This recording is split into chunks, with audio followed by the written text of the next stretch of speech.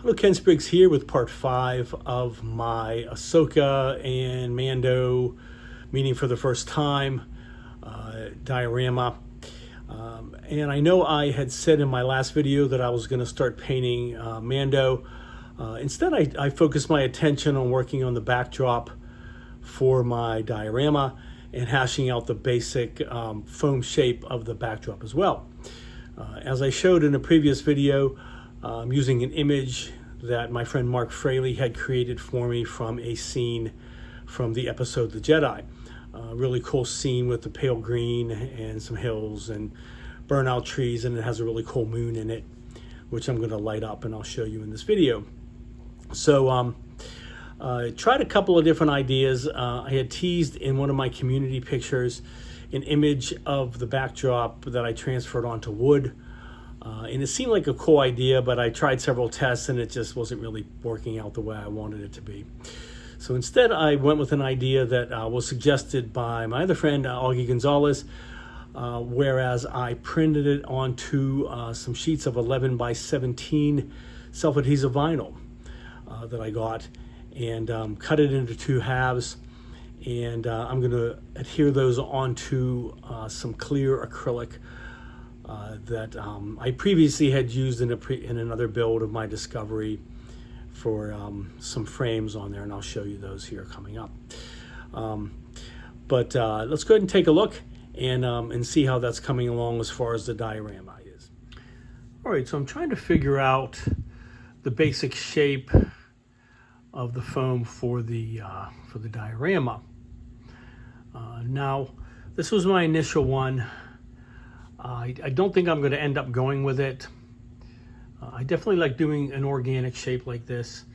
And as far as the back of it, as you can see, I have the picture just kind of curved and taped into place.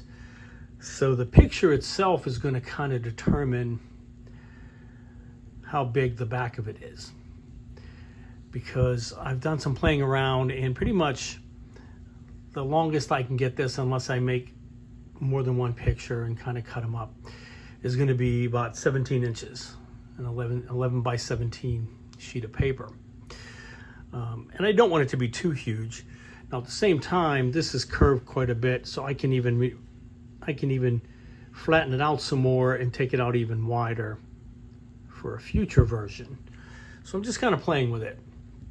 Now, the main issue I'm running into, and the main thing that I'm going to have to deal with, is the fact that I have two figures, two subjects on this diorama. Most of the time I just have one.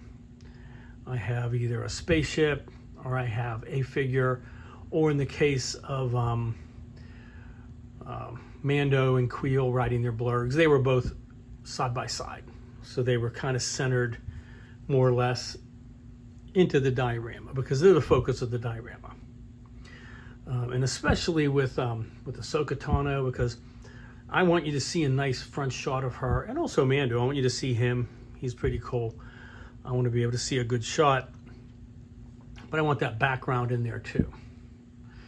And so if I do something like this, where they're facing each other, they're going to be pretty close, which isn't necessarily a problem, but at the same time, I want to be able to see a nice front shot of the figures, and maybe even like a back shot, that kind of thing, and just to see all the detail, like his really cool cape that's flowing out to the one side. So I'm kind of playing with an idea. This was just a small piece of the big, I believe it's 2 foot by 2 foot by 1 inch of this green foam, and it's pretty inexpensive stuff. It's about $6 for that big sheet of it. So I'm going to play with it some more. I'm kind of playing with the idea of maybe making something larger, a little more squared off, maybe, like I said, less of a curve in the back for the backdrop, and maybe cutting it down the middle, kind of a jagged line, so that the actual bases split apart.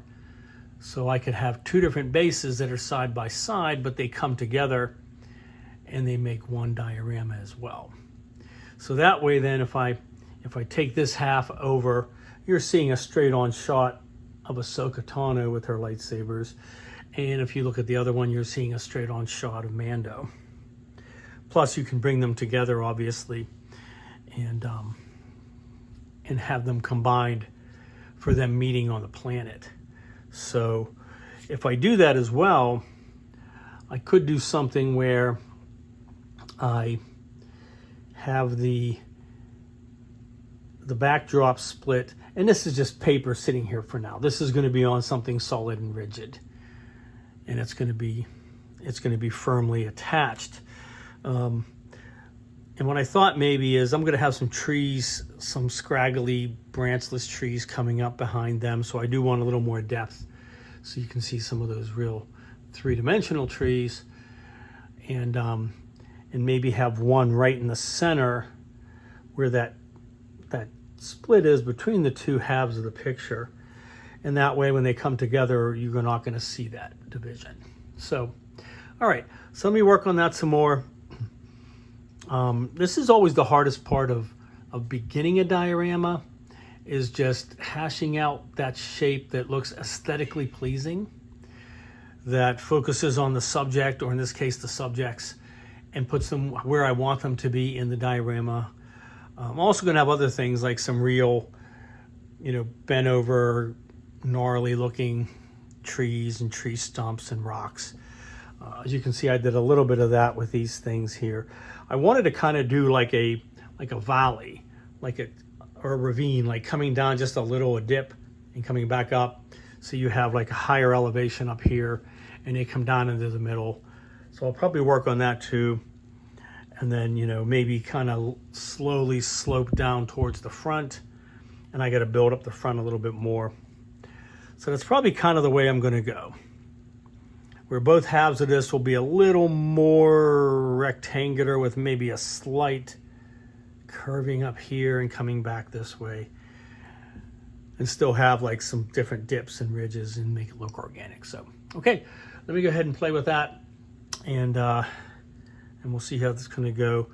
One more thing I did in the meantime is on both of the figures, I glued in some aluminum tubing.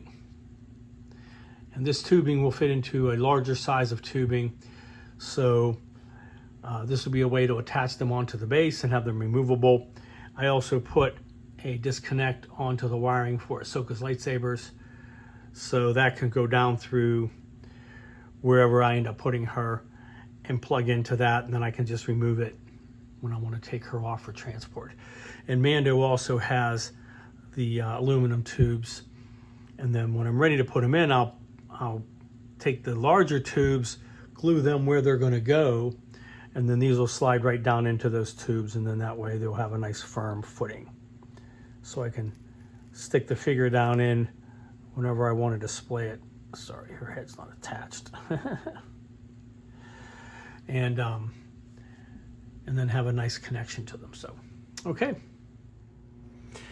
All right, so I want to go ahead and cut out a larger base, as I described in my last clip.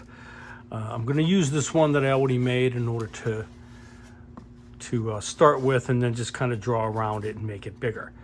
Now, I want to make it larger than it will eventually be, because I can always cut it down some more, but it would be a pain. You could do it, but you wouldn't want to have to put some back on and build it back up again. So it's easier to start with a larger one and then kind of go from there. So what I'm kind of thinking is, as I said, I want like two halves that are going to then make up one base. And I'm kind of thinking now that I want to sort of have it like the image starting here and curving around to about here, but obviously wider out. That way, if I have Ahsoka Tano, say, for example, here, she would be kind of in the center, or I can move her up even a little bit if I build this out and have most of the image behind her, but coming out here. So I have the image here coming down to maybe about like here, give or take. And I'm gonna have to have, let's say, something like this.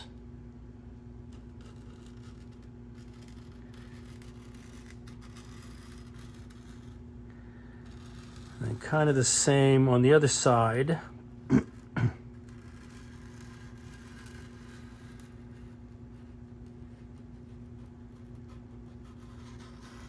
And I'll just kind of use the back as sort of the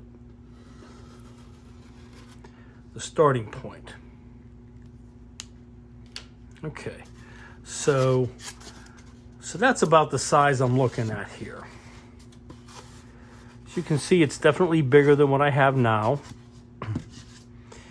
And so if I can do, you know, say this is like a midpoint.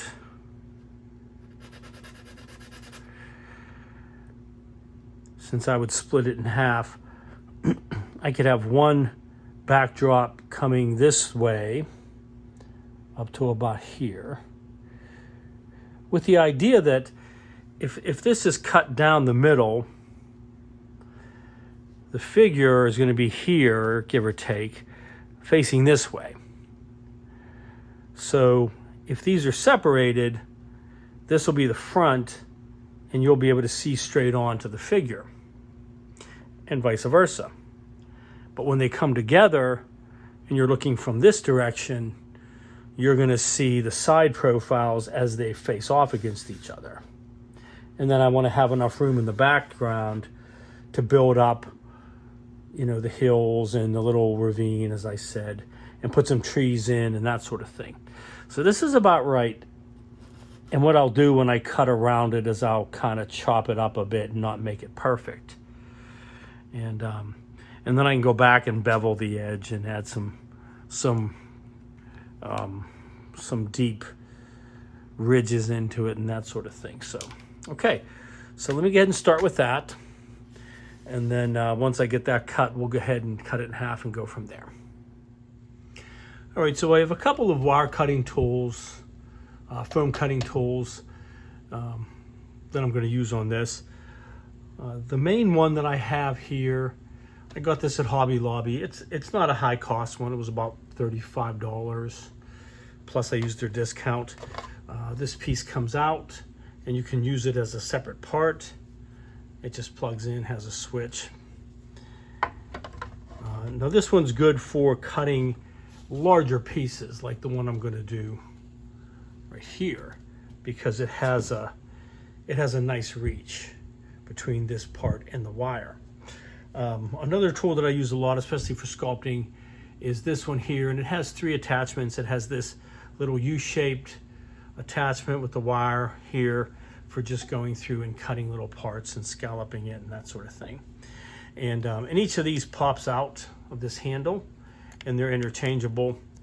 So I have 2 other ones that come with it. I have this long one here, which is nice for cutting down into things or cutting some finer grooves.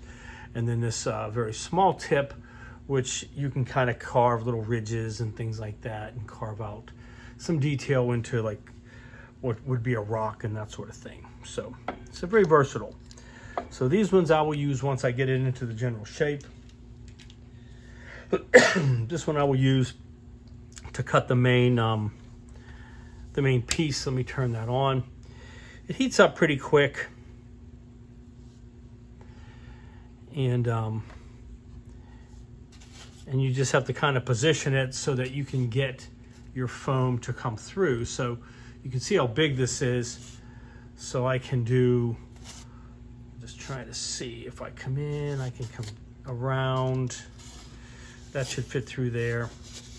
All right, I may have to do bits and pieces of it. So hopefully this mostly is in frame. And this doesn't have to be perfect either. It can be rough. In fact, I'm gonna do it rough, as you'll watch. I'm not gonna stay within the circles because I don't really want a perfectly round oval or anything like that. So, all right, so let me kind of start on this side here. Just bring it in. The back I'm going to try to keep somewhat rounded. And this can also be cut some more and sanded as well. All right, so that's kind of where I'm going to have that going. So let me just sort of deviate a bit. Just sort of get some rougher looking organic terrain.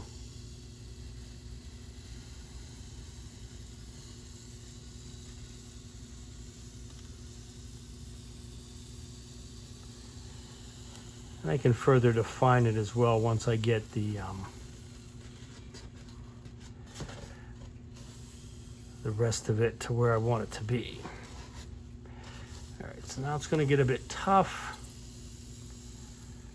Yeah, I thought that was going to happen.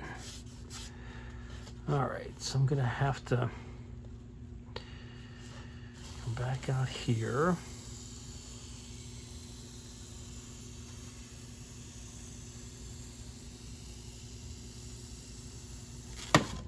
Okay, so once I get it fairly well defined, I'm going to go ahead and get this piece out of here.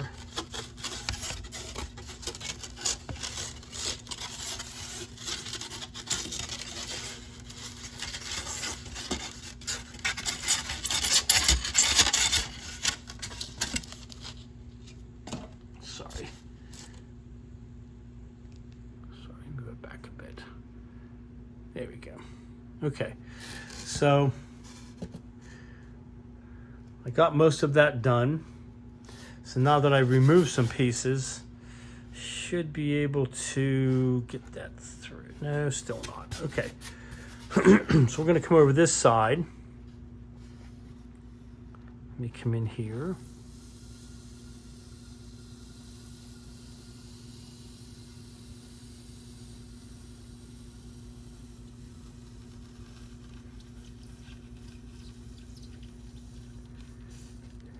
Okay. All right.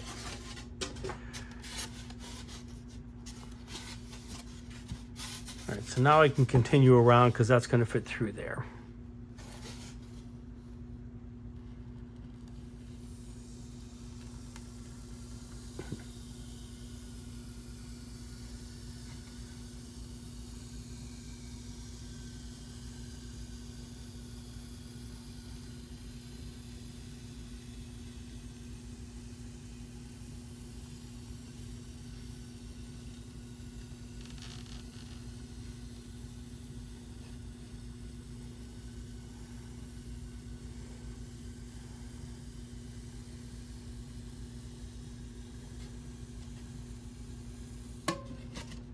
All right, there we go. All right, so that's the general shape. This is the front, the back. I may still smooth that out a bit just because I have to figure out how far I want that to go, but we'll play with that. But for now, let me go ahead and cut this in half. So that's about the halfway point. And I'm going to make that pretty rough. So I don't want it to be perfect by any means. So let's do this.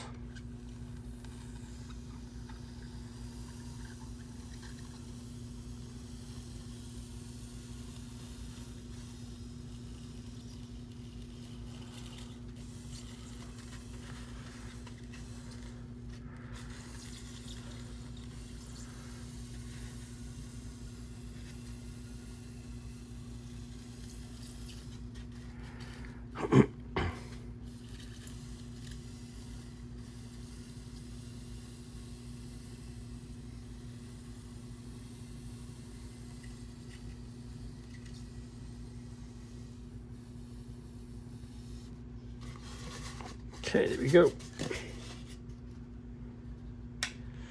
All right, let me turn that off. Move that off the table. All right, so now you can see, so I got my two halves, and they'll go back together perfectly.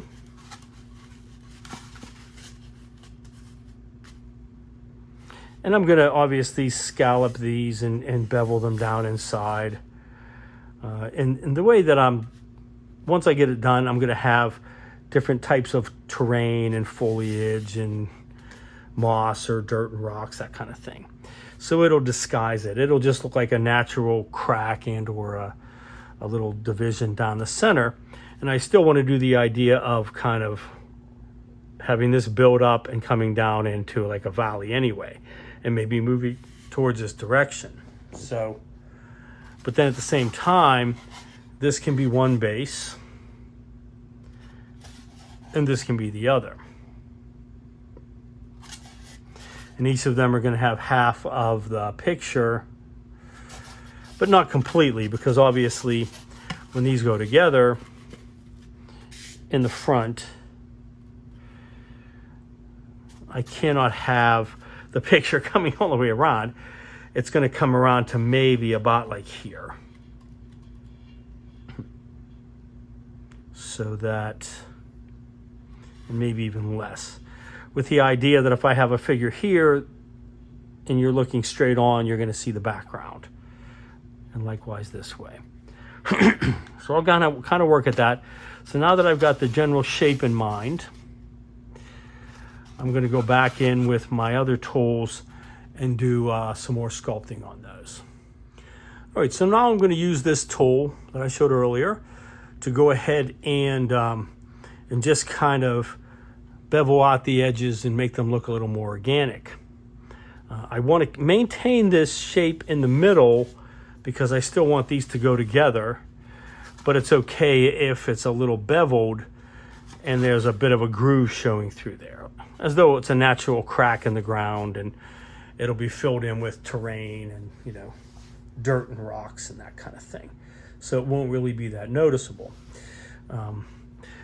But I want to do a little more on the outside. Now, I want to kind of keep this as it is. I'll probably end up rounding this off a little bit more, and the same with this, because I'm still looking at the idea of putting that two sides of the backdrop as far up as I can go with it. So, okay, so let's go ahead and start on this part here. And there's no definite technique to it. You're just trying to make it look organic, so you don't want it to be really straight or even, that kind of thing.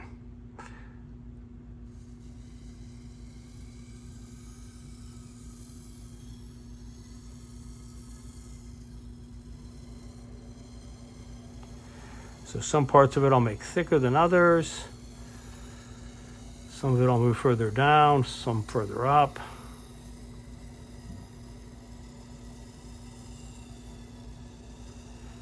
The idea is that it's something organic in the outdoors, and it's rough looking. So if this were an actual crack that just developed, it wouldn't be perfect by any means. All right, there we go. One piece comes off. All right, so already looking kind of cool. And like I said, it's fine that I have this big crack, and a lot of that will fill in with the scenic material that I'm going to use. All right, so let me do the same thing on this. And again, I don't have to have this match what the other side looks like. They can be very different, which naturally speaking, they would be. I just don't want this sharp, straight, unnatural edge is what I don't want.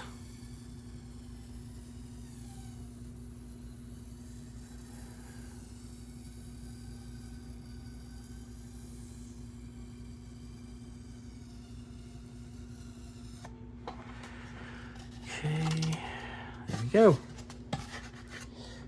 All right, so it's already looking much more natural.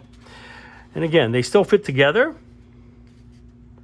So once I fill this in, it's just going to look like a natural part of the terrain, and I'll work it in so it looks like that. But when they're apart, this looks more organic as well. And I can even go in later with some of the other attachments and kind of add a few more ridges, as long as they simply stay together the way they're supposed to and match up like that. That's all that matters. So, okay. So let me go ahead and do some around the edges. Well, you know what? I'm just going to do it around the front edges. I'm going to keep the back the way it is for now.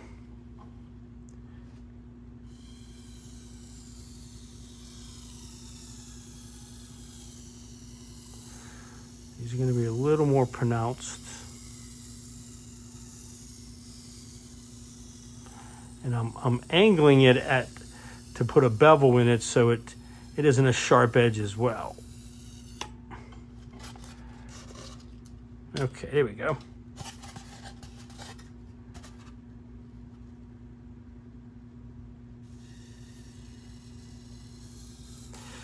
And then this isn't going to be the final surface either. I'm also going to be putting some foam paste or other materials over top of it, so it's going to stand out even more. All right, so that looks pretty good for now. And I can certainly go back and refine these later.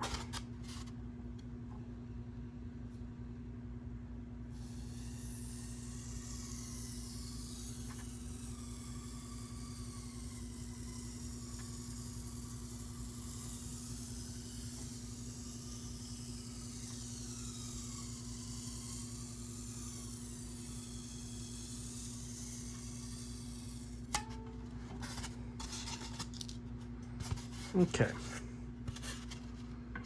So definitely a lot more realistic. All right.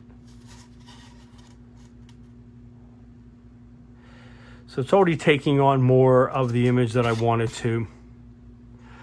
I just have to figure out how I'm going to go ahead and add into the terrain. So, okay. So I'm going to stop right there for now with this one. Let's let that cool down a bit. And then I want to start to try to map out how I'm going to add some other styrofoam to build up a hillside here to kind of meet and then come down into the middle. So really this would be natural for like a creek kind of a thing. I might even be able to put in some type of water effects and or epoxy, but I would have to do it separate so that they can still come apart. We'll see. I'll have to play with that. I might just literally put it in so it just looks like it's wet, but not an actual pool of water, to give it an idea that this is almost like a little creek or a natural groove formed out by some water. So, all right. All right, so I'm finalizing how I'm going to do the backdrop image onto some acrylic behind the diorama. So as I showed earlier, actually, let me take this off here. Here's the two halves of the base that I fashioned. I figured out that this piece here that I originally made, the first one, I can adapt and cut up and make it for some greater layers. So that's going to work fine. So I don't have to waste it. I can just cut some of this down and make it the way I want it to be. So that'll be kind of cool. And what I'm going to end up having is two halves of acrylic in the back. Now initially, I got this acrylic here. This is white acrylic. It's 1/8 inch thick, and it was a 2 by 3 foot sheet, which I cut into about a half of that, about a foot. And then I was thinking of somehow thermoforming it with a heat gun and curving it. So I wasn't sure how to do it, and I really hadn't thought these would have worked. What this is the front of an acrylic frame that I used for my Discovery and my Space Clipper. So I was using those prior to me mounting them on the wall, and I used it for the images of the space behind the two of those. So I still had those, and they actually work just fine. They're not too tall. They are acrylic and clear, so I can light behind them if I want to light the moon. And they fit the curve just fine. As you can see, I did have to build up a little bit more back on this side and a little more on the other side too to make it an even curve on it. But again, it doesn't have to be perfect because I can build up the scenic material to fill in any kind of gaps. And I will end up attaching these onto the base once I get that going on either side. But I still want it to be able to open up, and I can either do some kind of a hinge mechanism in the middle so that they can open, or I can just leave them unopened, and then I'll put something there to block that separation, like a tree or something right there. So okay, so getting this hashed out, it's starting to look pretty cool, starting to look like a diorama. So let me go ahead and we'll take a look at the images that I made as well, and I can potentially start getting those onto this acrylic here.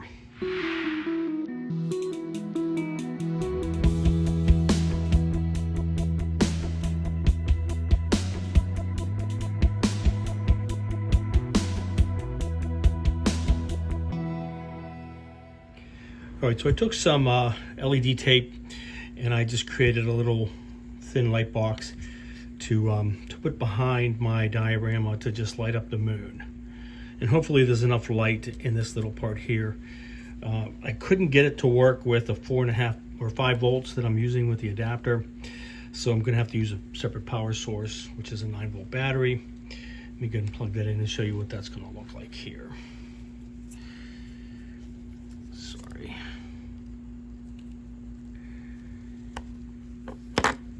Okay. All right, so it's hard to tell in the camera, and I think my 9-volt battery is kind of weak right now, so I think it'll be brighter once I get a better battery. But let me go ahead and put the part of the diorama over that and show you what that's going to look like, more or less.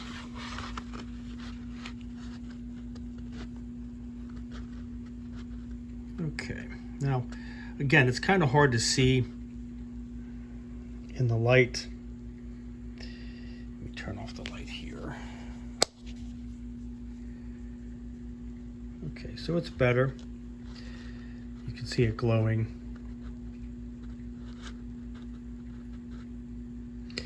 And hopefully with the diorama in place, it'll look more natural. So, all right.